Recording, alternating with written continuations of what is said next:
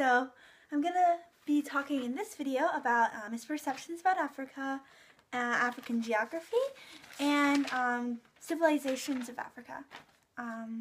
So some stereotypes are that they're primitive, uncivilized continent, or that they're savage or predominantly jungle. And some people believe that all Africans are alike and that they have like one country and one language. Obviously, that's not true. Some causes for these misperceptions is that the study of Africa was only serious until after World War II, because it was it's hard to study, and it's an isolated continent, and it's different cultures too. Race and racism are also a cause for these misperceptions, and it's perpetuated by the slave trade.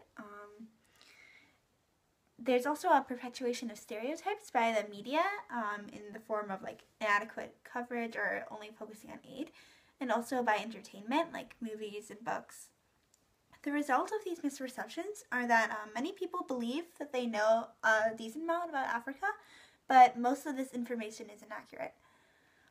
So Africa, in African geography, Africa is located, it's divided by the equator, and it is the second largest continent.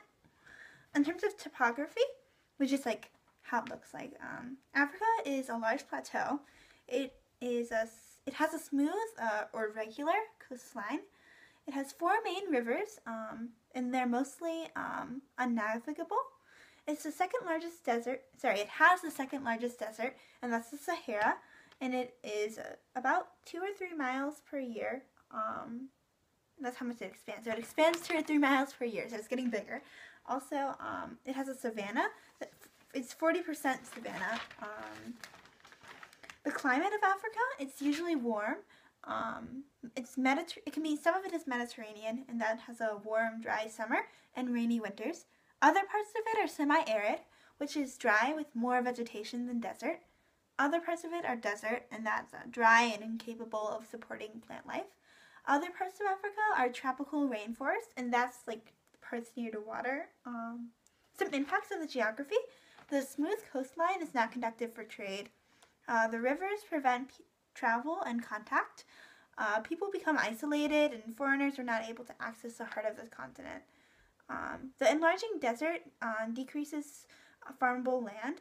The Sahara Desert separates North Africa and Sub-Saharan Africa and prevents easy contact. The rains leach the soil of their nutrients. Warm climates allow microbes to thrive, and this creates many diseases and makes it more difficult for people to travel to Africa. So some civilizations of Africa, say it was from 500 to 1600 CE, West African empires. The first one we're going to study is the Ghana. It started in the Sahel, which is a savanna region south of the Sahara Desert. The ethnicity of the Ghana is Soninke. So the word Ghana means war chief. Some background, the Soninke were farmers who occasionally traded across the Sahara Desert, but harsh conditions and pack animals made that infrequent. The Berbers, who are a group from North Africa, they began using camels, which made trade more conducive. Gold and salt trade developed. So gold from the forests south of the Sahel between Niger and Senegal, and salt from the Sahara. The Berbers from North Africa loaded caravans with salt and crossed the Sahara to trade for gold.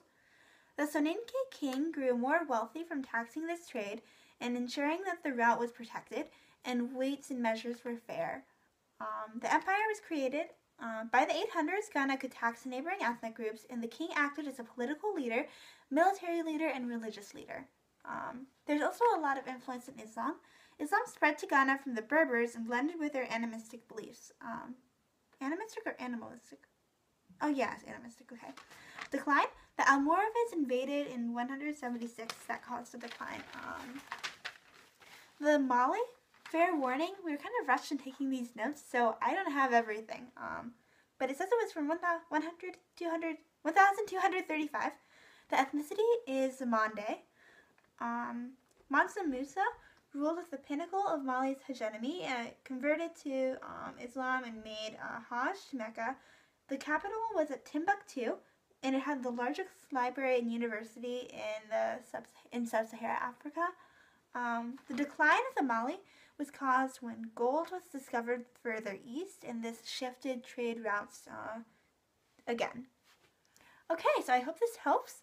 I'm not sure when we're going to be using this, but hope this helps. I use this to study by listening to it a lot. Thanks. Good luck.